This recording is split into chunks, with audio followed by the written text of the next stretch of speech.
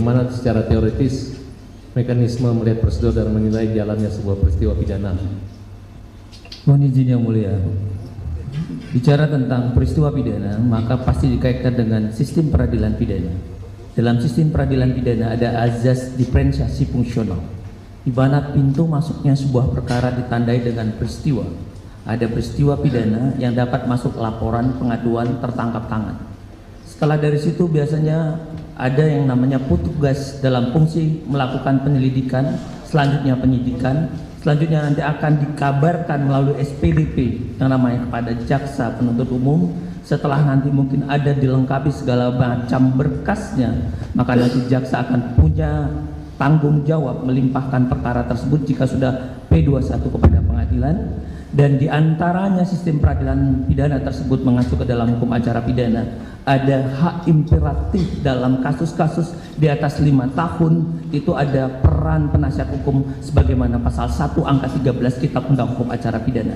4 komponen inilah menjadi hal esensial dalam mekanisme sistem peradilan pidana.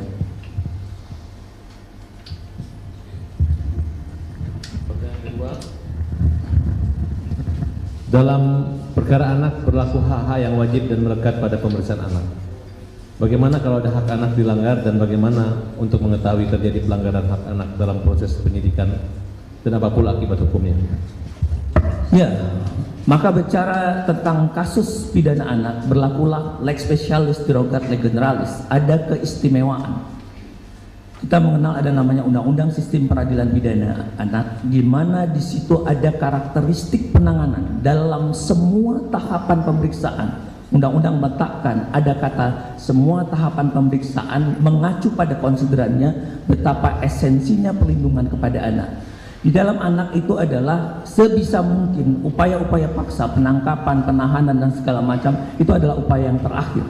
Dan hal esensial yang paling penting dalam perkara anak adalah harus didampingi, imperatif, ada kata wajib yang tidak bisa dikesampingkan, tidak bisa ada pakai surat pernyataan diakal-akali, tidak bisa. Itu adalah perintah amanat. Apabila imperatif itu atau Miranda Rule itu tidak dipenuhi, ya maka pemeriksaan itu batal. Patut diduga ada ruang gelap, kenapa tidak dilakukan ada pendampingan? Karena di situ ada pendampingan orang tua, ada mungkin pekerja sosial dan segala macam. Itu yang mau dituju daripada Undang-Undang Sistem Peradilan Pidana Anak. Jadi kalau tidak ada, ya patut diduga berita acara penyidikan tersebut harus batal demi hukum. 3. Dalam sebuah perkara terhadap putusan diketahui ada upaya hukum, yaitu upaya hukum luar biasa dan upaya hukum biasa. Sebutan apa saja syarat utama hukum luar biasa, PK? Majelis Hakim yang kami muliakan, saudara jaksa penuntut umum dan hadirin sidang, bicara tentang ini sebenarnya sudah diatur di dalam pasal 263 Kitab Undang Hukum Acara Pidana yang kita kenal ada syarat material dan ada syarat formil. Tentunya ada pengajuan yang diajukan oleh terpidana, keluarganya atau kuasa hukumnya menjadi syarat untuk dilakukan itu. Tapi syarat material inilah yang menjadi kualitas. Apakah PK ini dapat dikabulkan, dapat dikirimkan kepada Mahkamah Agung. Syaratnya yang pertama adalah di situ ada poin A, B, dan C. Dalam poin A adalah ada keadaan baru. Keadaan baru berarti diambil kata ada. Bagaimana situasi pada saat itu? Kalau keadaan baru ataupun ada keadaan baru berarti cenderung kepada novum yang tidak pernah dipertunjukkan, diperlihatkan pada persidangan sebelumnya. Karena kalau keadaan baru itu ada pada pemeriksaan dan sebelum jatuhnya pada putusan itu bisa mengubah pertimbangan hakim untuk bisa membebaskan seorang tersebut atau menjadi onslah atau setidak-tidaknya meringankan putusan bagi seseorang jika keadaan baru kedua ada pertentangan di antara putusan hakim. Ketiga mungkin juga adalah ada kekeliruan dalam penerapan putusan hakim. Ini yang nanti menjadi esensial kalau kita mengacu ke dalam syarat keistimewaan hak eksklusif dari peninjauan kembali. Jika ini tidak ada maka harus ditepikan dan dipinggirkan. Selanjutnya, dapatkah ahli jelaskan apa yang dimaksud dengan keadaan baru? Keadaan baru seperti yang saya bilang tadi adalah hal-hal yang memang apakah itu ada bukti baru, ada keadaan baru, ada perbuatan baru, ada surat baru, ada surat pernyataan baru, ada hal-hal yang menerangkan baru yang pada waktu sidang pokok pertama judek fakti dan judek juris dari tingkat pengadilan negeri sampai pengadilan banding dan kasasi tidak ada. Sepanjang dokumen-dokumen tersebut, sepanjang surat-surat itu adalah menggambarkan keadaan baru dan masih ada relevansinya dengan kasus tersebut. Misal, di dalam keadaan sebelumnya ada manipulasi, ada kebohongan, dan hari ini ada satu keterangan yang membantah bahwa itu adalah manipulasi. Ada keterangan yang menyatakan berita acara sebelumnya ada penyiksaan, dan hari ini ada pencabutan. Misalnya saya tidak disiksa, atau sebaliknya sebelumnya menyatakan semuanya baik-baik saja dan hari ini ada disiksa. Keterangan-keteranganlah inilah menjadi keterangan baru dan fakta baru yang dapat dijadikan novum, yang ini bisa diambil oleh majelis hakim jika pada waktu itu ada. Baik, selanjutnya bagaimana jika keadaan ataupun bukti yang diajukan DPU dalam dakwaan berisi hal yang tidak benar? Gimana? Bagaimana jika ada keadaan ataupun bukti yang diajukan DPU dalam dakwaannya berisi hal yang tidak benar? Mohon izin yang mulia, pada saat peralihan P21 semestinya sudah lengkap. Suatu sudah lengkap berarti klik alat bukti, keadaan dan fakta. Sewaktu ada keadaan atau fakta dan alat bukti tidak klik, berarti ada sesuatu yang tidak lengkap. Sewaktu tidak lengkap berarti ada yang kurang. Kenapa ada yang kurang? Berarti ada yang disembunyikan. Padahal 143 meminta tanggung jawab yuridis jaksa itu harus teliti, harus jelas, nggak boleh yang tidak jelas.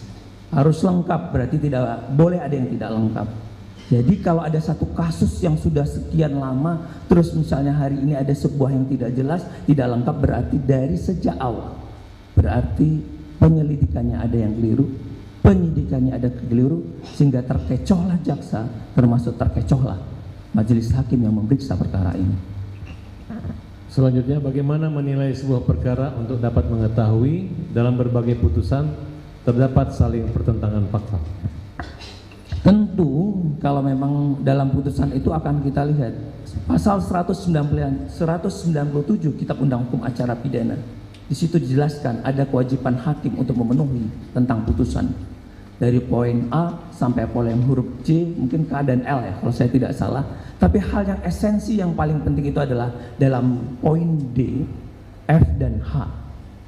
Jadi harus ada pertimbangan yang matang, pertimbangan yang disesuaikan dengan keadaan dan fakta.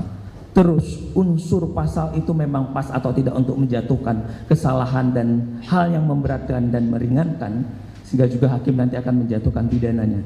Hal inilah menjadi pemantik jika nanti kita sandingkan ternyata dalam putusan pertama itu ada sesuatu keadaan dan fakta yang tidak klik dengan alat bukti.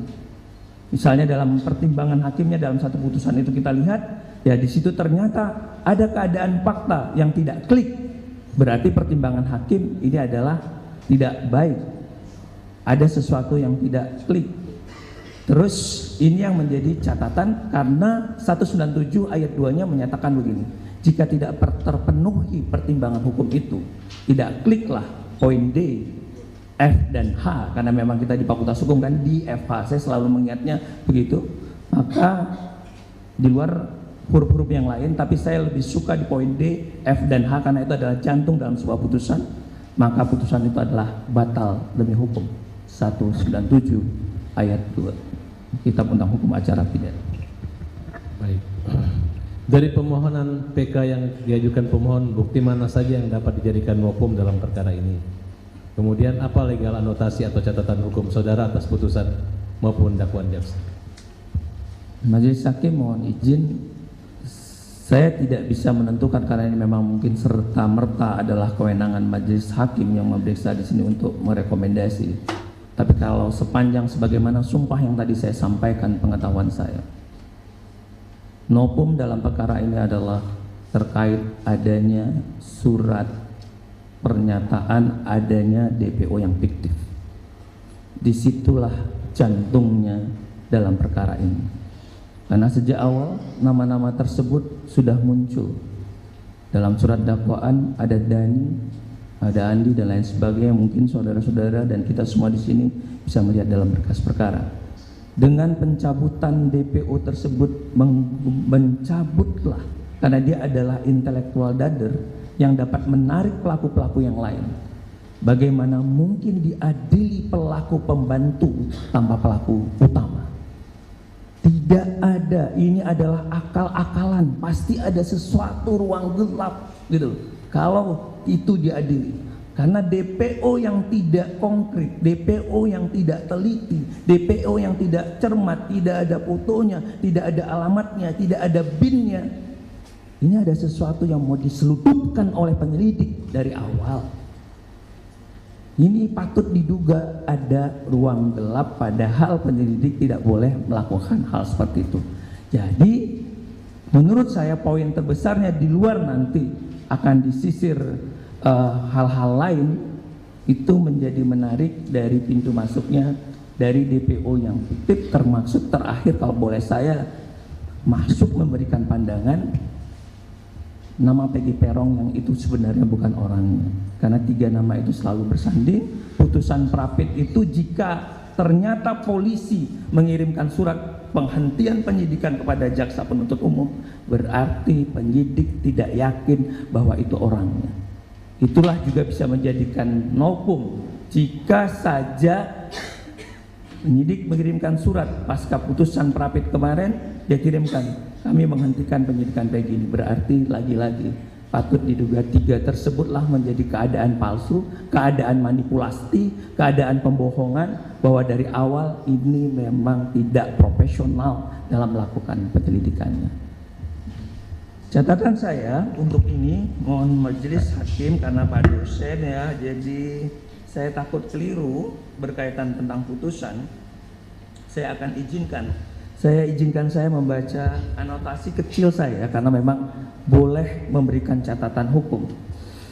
Saya mulai, nanti boleh dibuka dalam catatan, tapi nanti saya juga buka putusan. Putusan nomor 16 khusus 16 Pitsus Sakatatal yang diputuskan tanggal 10 Oktober tahun 2016, di mana pertimbangan hakim mulai halaman 69, 78 sampai 110. Jelas di dalam pasal 112 ada manipulasi, ada ketidaksesuaian. Di halaman 107 itu harus ada wajib penasihat hukum. Padahal Sakatatal tidak pernah mendapatkan penasihat hukum pada saat dia ditangkap, waktu diperiksa sampai hari pertama penahanannya. Ini adalah seperti yang tadi dibilang, batal demi hukum karena hak imperatifnya ada di situ. Hakim sependapat dengan JPU 108, padahal di sini terjadi gagal mencari kebenaran material karena di 105 dibilang mereka saling bekerja sama sepenuhnya, padahal Andi dan Dani adalah orang yang fiktif. Bagaimana mungkin? Jadi surat putusan dari dakwaan yang di awal sampai putusan hakim di halaman 106, 105, 104, dan lebih parahnya lagi di halaman 104 Dani yang menyebarkan SMS dan memerintahkan kepada siapa tuh yang agak Sudirman ya. Dani yang menyebarkan SMS tanggal 17 Agustus atau Agustus itu dan memerintahkan Sudirman, dan selanjutnya diperlihatkan, ya kan, diperlihatkan lagi ke ada seseorang, akhirnya dalam tersangka atau terdakwa di situ. Mohon maaf yang mulia, Dani ini tidak ada. Bagaimana mungkin ada kata Dani padahal Dani dicabut DPO-nya? Dani tidak ada, malah dibilang fiktif. Jadi halaman-halaman ini termasuk 103 juga ada pembagian tugas antar pelaku menjadi fiktif karena Dani, Andi ini memang tidak ada. Selanjutnya catatan saya di halaman 95 keterangan BAP batal demi hukum karena pasal 23 Undang-Undang Sistem Peradilan Pidana Anak. Termasuk tadi ada penyerangan Dani yang sebenarnya punya peran sendiri, tapi Dani dan Andi tidak ada. Bagaimana sebuah dakwaan menjadi lemah dong? Satu, meyakinkan jaksa membuat surat itu ternyata error in persona, tidak ada orangnya. Siapa yang ngangkat mayatnya? Siapa yang bergerakkan tenaganya itu? Ini kan adalah satu pengadilan yang sangat tidak manusiawi karena memang menempatkan orang yang tidak ada tapi tiba-tiba diada-adakan. Ini sangat miris dalam persidangan ini. Halaman 85 saya juga punya catatan untuk itu. Ini juga adalah fiktif dan manipulatif.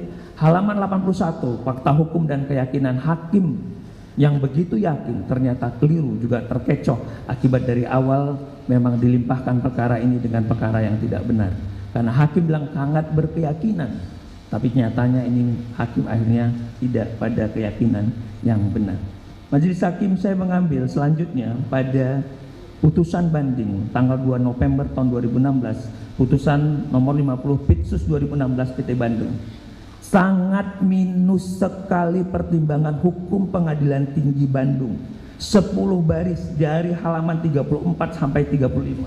Hakim banding tidak pernah membuat pertimbangan hukum karena hakim banding hanya mengambil alih menjadi pertimbangan PT, padahal pertimbangan hukum di PN itu diketahui keadaan dan faktanya banyak yang dimanipulatif, banyak orang yang tidak benar, bukti-bukti yang tidak benar, fakta-fakta yang tidak bersesuaian. Dan sudah bisa lihat bagaimana mungkin nanti akan saya letakkan juga. Selanjutnya mau saya sampaikan putusan MA 2607 Kapit 2016 tertanggal 1 Agustus 2017. Ini juga sama, pertimbangan hukumnya hanya pada halaman 40 sampai 42. Sangat bertentangan antara fakta dan pertimbangan hukum. Malah Mahkamah Agung berdasarkan memori kasasi jaksa itu diambil antara fakta dan pertimbangan tidak klik. Contohnya adalah di sini ada nama Dani, tapi di situ di dalam kasasi dibikin namanya Doni. Yang kedua adalah ada pertentangan, tiba-tiba muncul samurai, muncul di pisau. Tidak ada satu kata pun menyatakan ada tusukan di perut, tapi tiba-tiba muncul di putusan kasasi halaman 40-42. Tidak ada jaksa dapat dari mana ini. Visum et repertum yang dilakukan tanggal 27 Agustus 2016, termasuk visum kedua tanggal 17 Oktober 2016, tidak ada. Siapa ini? Ini kita sekolah hukum apa sekolah perdukunan? Kok dari mana ini asalnya? Jadi penyimpangan-penyimpangan inilah yang saya sebut tadi menjadi pertentangan hukum antar putusan ini ketemu. Sepanjang catatan saya yang mulia, itu kira-kira termaksud saya menyandingkan karena ini ada spitsing dalam putusan nomor 3 tahun 2017 dan putusan nomor 4 tahun 2017. Why di spitsing di luar kasus sakatatal? Spitsing adalah karena kesulitan pada umumnya, walaupun ini adalah kewenangan jaksa karena karakteristik perbuatan pidana itu bisa berbeda-beda, tapi bisa jadi spitsing itu untuk mengikat antar satu saksi dengan saksi yang lain. Karena minimnya alat bukti atau telah terjadi penyimpangan penyidikan di awal. Karena kalau ada sesuatu yang terang, ya tidak perlu ada penyimpangan di splitsing seperti ini. Sulitnya saksi-saksi, sulitnya alat bukti yang lain, sehingga kasus ini di splitsing, sehingga keterangan mereka sajalah yang menjadi, dan ini terbukti bahwa semuanya BAP mengacunya. BAP, sehingga semua tersangka dalam kasus ini atau terdakwa semua dianggap berbelit-belit, padahal mereka menyampaikan yang sebenar-benarnya karena mereka diadu antar para tersangka dan para terdakwa. Ini lagi-lagi sangat miris putusan-putusan begini. Putusan nomor 3 2017 ini juga bahkan kita bisa ketahui tidak ada perbuatan pidananya. Semua saksi hari ini mencabut bahwa mereka tidur di rumah RT, tapi tiba-tiba itu diklaim di tanggal tersebut ada perbuatan pidana. Lagi-lagi sangat tidak manusiawi orang yang meletakkan ini. Termasuk Dani menyebarkan SMS-nya tidak pernah dilihatkan dari handphone siapa, dan ini juga tertuang dalam putusan di halaman 160 ya, nanti mungkin saya kasih dengan majelis hakim. Termasuk di putusan nomor 4 ini nampak dari awal mendiknya tidak sesuai. Terus di putusan nomor 4 juga LP-nya ada berapa, kok tidak ada pertanggungjawaban. Dan selama 110 dalam putusan 4 ada pertentangan fakta. Andi dan Dani lagi-lagi fiktif. Jadi kalau kita ambil dari putusan Saka masuk putusan nomor 3, masuk putusan nomor 4, semuanya terjadi pertentangan. Yang mulia, artinya saya ingin menyampaikan dalam kasus ini tidak ada yang bisa disalahkan. Yang mulia, bisa hilap namanya manusia, jaksa juga bisa hilap. Salah adalah manusiawi, tapi mempertahankan kesalahan adalah keliru. Sehingga motivasi seseorang sangat mempengaruhi perbuatannya. inti perbuatan seorang tersebut ada pada orang yang dengan sengaja mendesain perkara ini agar tidak menjadi manusiawi. Terima kasih Yang Mulia. Assalamualaikum warahmatullahi wabarakatuh. Cukup.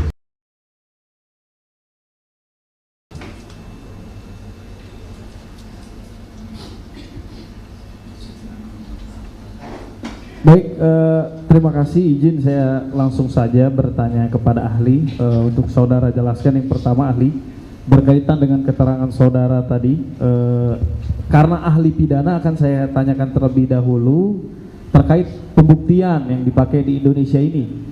Indonesia ini berdasarkan ilmu dari saudara ahli itu menggunakan pembuktian yang seperti apa, Pak?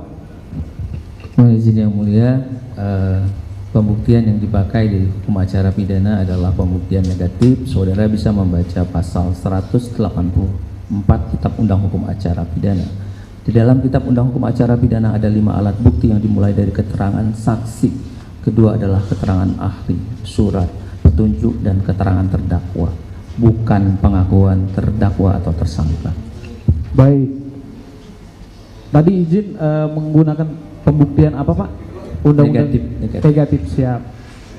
Di dalam undang-undang negatif, apakah sekonyong-konyongnya ya seorang hakim akan menjatuhkan putusan dengan kehilafannya tanpa memperhatikan alat bukti yang sah, bukan berdasarkan tulisan-tulisan kecil untuk memutuskan suatu perkara? Atau seperti apa, Pak? Dalam undang-undang negatif itu yang seperti apa pembuktian secara negatif? Apakah cukup dengan alat bukti terus bisa menyimpulkan ini salah? Atau berdasarkan 2 alat bukti kita bisa mendapatkan keyakinan hakim, kemudian kita memutuskan suatu perkara itu bersalah? Ini berkaitan dengan kehilafan hakim yang saudara sampaikan tadi. Saya mengundang saudara untuk kembali, kalau bicara tentang putusan, bacalah pasal 197 Kitab Undang Hukum Acara Pidana. Baik. Di situ akan ada poin D bahwa hakim Izin, pertanyaan saya belum masuk ke sana, Bapak. Pertanyaan saya, apakah seorang hakim bisa sekonyong-konyong ataupun secara tiba-tiba tanpa ada alat bukti membuktikan perkara itu salah, atau harus ada alat bukti sah yang dianggap sah oleh hukum atau berdasar hukum? Tentu dong, hakim pasti melakukan pemeriksaan yang menyeluruh sampai pemeriksaan itu selesai. Baik. Itu kan sehingga seperti apa, ahli? Hukum acaranya begitu. Saya ngomong dulu apa saudara ya? Baik, silakan diselesaikan. Silakan diselesaikan. Saya hanya mau menyampaikan alasan 263 saja sih sebenarnya. Kalau Anda mau mendebat atau berdiskusi tentang Tidak, izin yang mulia, saya bertanya berkaitan dengan keahlian saya saudara tidak mau sebagai menjawab ahli yang pidana. mulia. Saya keberatan Izin yang untuk mulia. menjawab karena tidak untuk itu. Ahli tidak mau menjawab, berarti ahli bukan tidak bisa menjelaskan. Saya tidak, saya sudah jelaskan dengan saudara. Iya, Kan gimana? saya bilang kan, sampailah pemeriksaan itu selesai, dimulai daripada dakwaan, pemeriksaan saksi-saksi, diperlihatkanlah alat bukti, betul kan? Jika sudah selesai tadi, betul nggak? Tentu akan ada selanjutnya tuntutan dan lain sebagainya. Pertanyaan saya bukan itu, ahli. Pertanyaan saya, apakah seorang hakim bisa memutuskan suatu perkara tanpa adanya alat bukti itu, Nggak ahli? mungkin dong seorang hakim bisa memutuskan Baik, sekonyong-konyong. baik, baik. Terima kasih. Kemudian dengan pandangan seperti itu, saudara pun sebagai ahli saya rasa lebih memahami hal tersebut. Hakim pun dalam memutuskan ataupun mengatakan ini bersalah atau tidak, itu berdasarkan alat bukti yang sah. Saudara ahli tadi tanpa menguji alat bukti berdasarkan catatan kecil, sebagai seorang ahli menyimpulkan ini salah. Itu sebagai ahli pidana yang mempunyai ilmu sebagai doktor, menurut saudara itu benar atau salah berdasarkan keilmuan saudara? Menurut pengetahuan saya yang saya sandingkan, karena memang saya tadi diundang berdasarkan pengetahuan saya.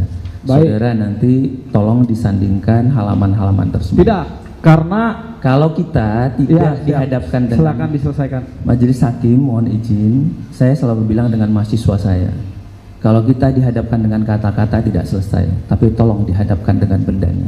Saya mengundang saudara untuk secara membuka putusan tadi supaya kita bisa dapat. Saya kebetulan membawa. Saudara bawa tidak? Saya ada. Baik, Kita enak. pertanyaan saya. Ini mohon gini ya. Jadi Siap. tadi yang disampaikan oleh ahli itu adalah catatan untuk putusan saja. Baik. Anotasi putusan gitu loh. Berarti bukan alat bukti ya? Izin, yang mulia.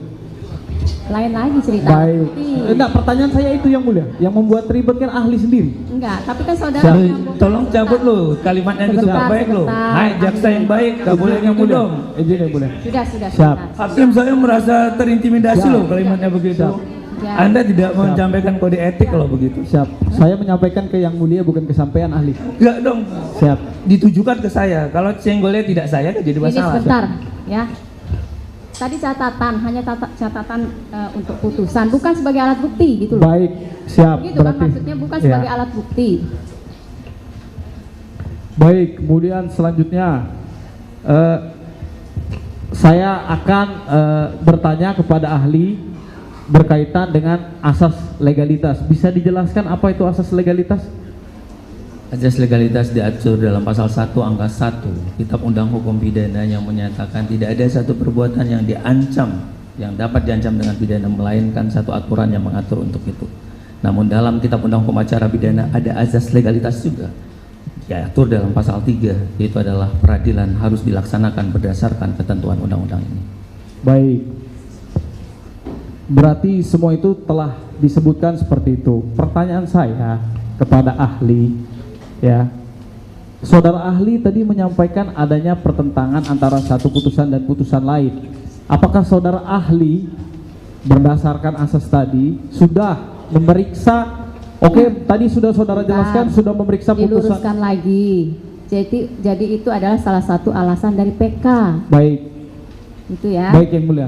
Siap. Pertanyaan saya boleh saya lanjutkan yang mulia? Apa beralih?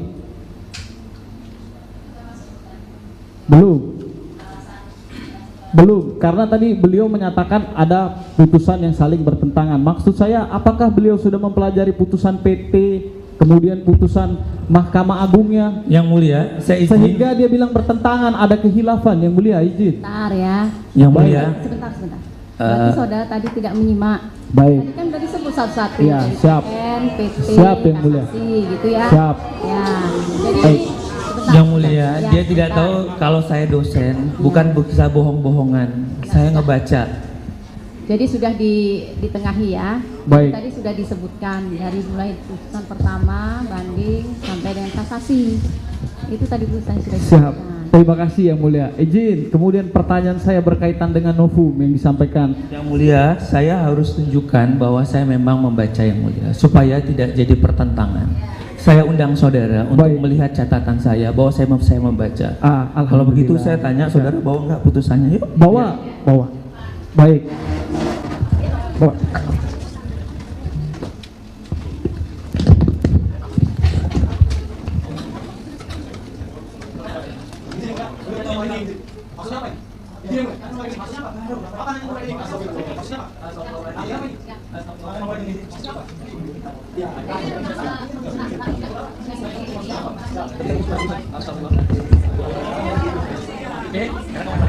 Yang perintah pertama.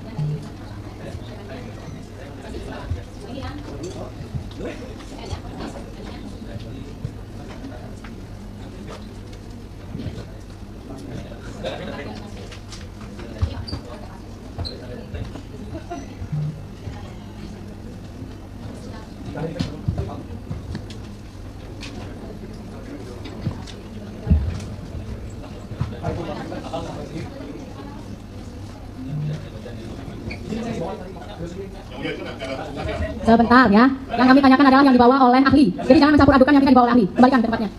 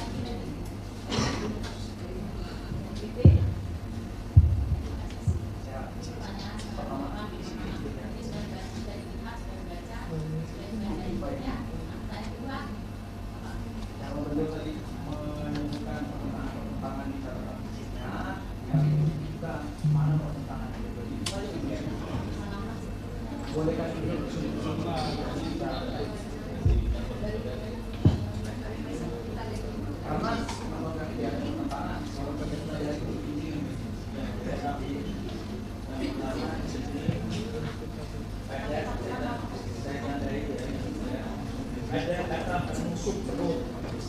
Ini dari memori kasasi jaksa untuk mengetahui. Kalau ini bohong, bohonglah saya mau baca.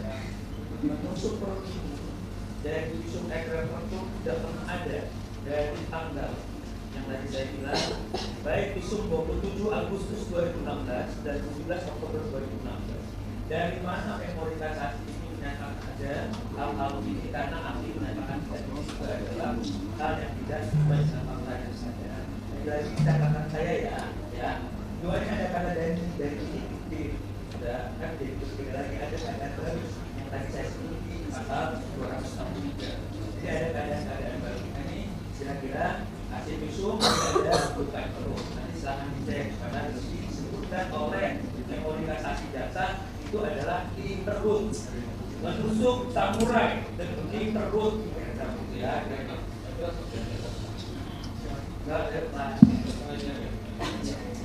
Jadi ini yang mulia dan ada yang mulia. Nanti silakan saya boleh tidak apa-apa.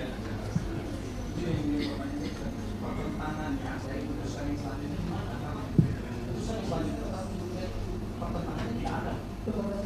Jelas adalah bahwa fakta ya. Kalau jawab seperti itu nggak akan selesai.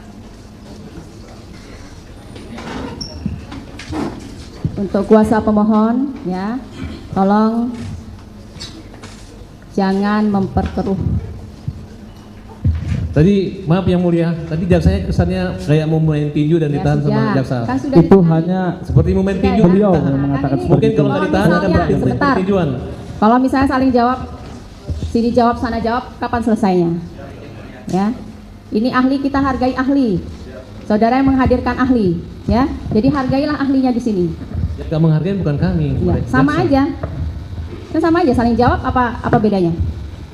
Gitu ya.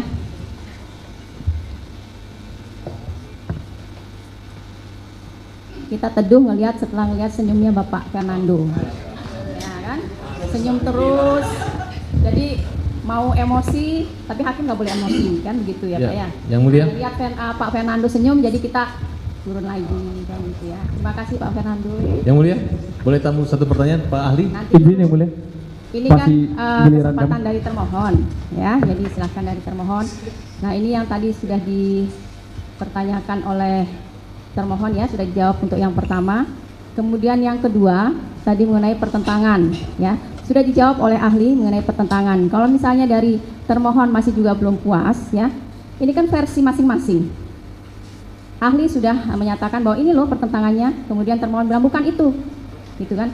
Itu tapi itu adalah pendapat masing-masing, nggak bisa kita memaksakan pendapat orang, ya. Ahli punya pendapat sendiri, termohon juga punya pendapat sendiri, gitu. Nanti kami akan melihat, gitu ya. Nah, itu akan dicatat dalam berita acara, gitu ya. Ada lagi pertanyaan yang lain? Cukup yang mulia, terima kasih telah dicatat. Ini ada tambahan dari Silahkan. Nah, mohon izin Pak, mungkin izin kita tarik nafas dulu ya Pak ya, biar nggak ngantuk.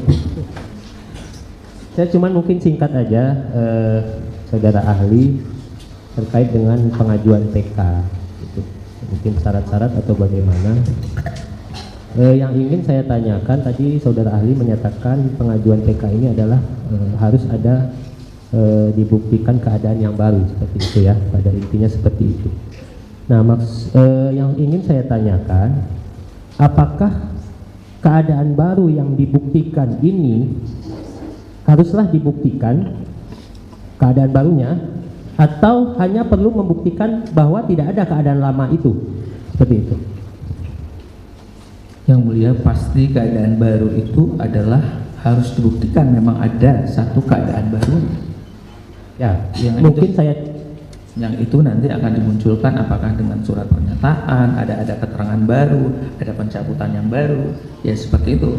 Misal ada kalimat misalnya dalam satu kasus ini dibilang adalah meminjam, tapi misalnya adalah titipan keadaannya. Nah, keadaan-keadaan itulah yang menjadi keadaan baru dalam satu peristiwa itu. Terus dituangkan dia, siapa nih orang yang menuangkan dalam keterangan kah, dalam surat kah, dalam apapun bentuknya, tapi ada keadaan baru. Nah, jadi yang ingin saya contohkan, mungkin saya interpretasikan dengan sebuah keadaan ketika ada suatu peristiwa pidana pencurian misalnya, tetapi kemudian diajukan ada keadaan baru, ini adalah suatu pemerasan, misalnya seperti itu. Apakah kita hanya perlu membuktikan tidak adanya pencurian, atau kita selanjutnya juga perlu selain membuktikan tidak adanya pencurian juga perlu membuktikan bahwa adanya pemerasan berdasarkan alat-alat bukti, berdasarkan saksi-saksi dan lainnya, seperti itu Pak? Ya tentulah ini yang tadi saya bilang dari awal pasti sudah ada penyisiran kan. Dari awal kita bicara tadi tentang sistem peradilan pidana, semuanya punya kewenangannya masing-masing. Di tingkat polisi nanti mungkin ada validasinya di gelar perkara, di ketika kejaksaan mungkin juga akan ada yang namanya nanti pasal apa yang diterapkan dengan segala macam. Semuanya punya mekanismenya masing-masing. Tentu berkaitan dengan itu tadi, ya pasti yang mau dicari apa ini kira-kira, pastikan peristiwanya ada atau tidak dulu, gitu loh.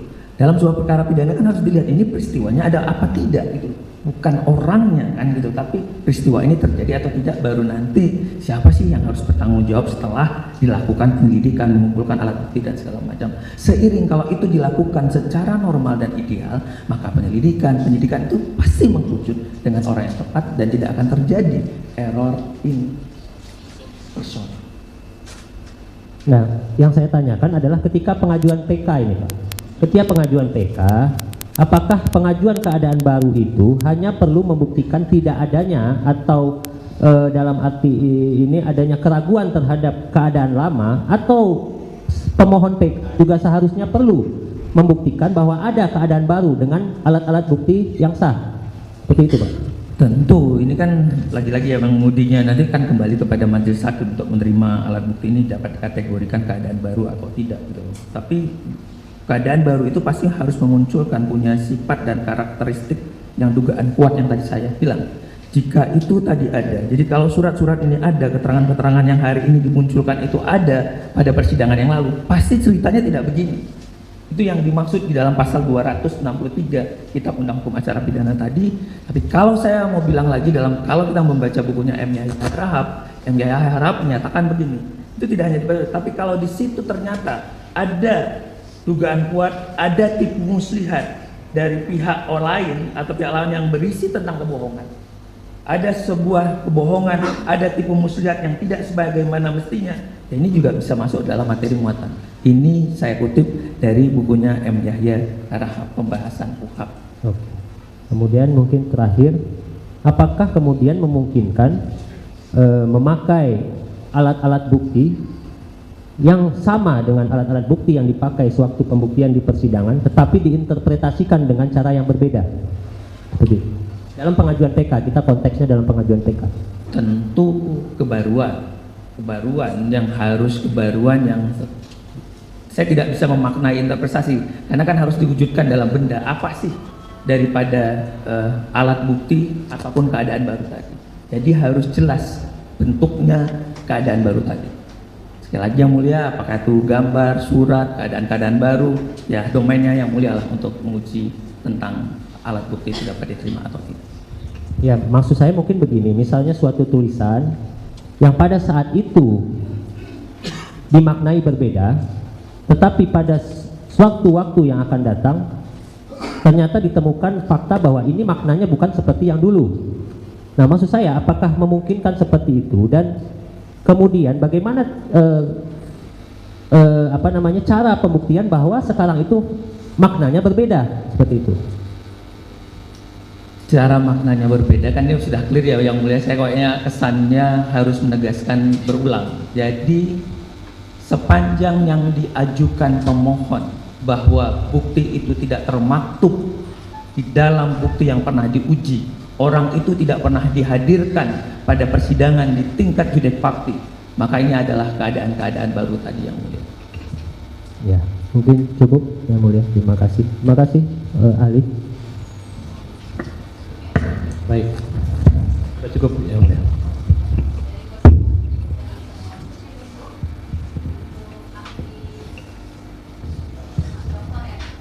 Dr. Rasmi.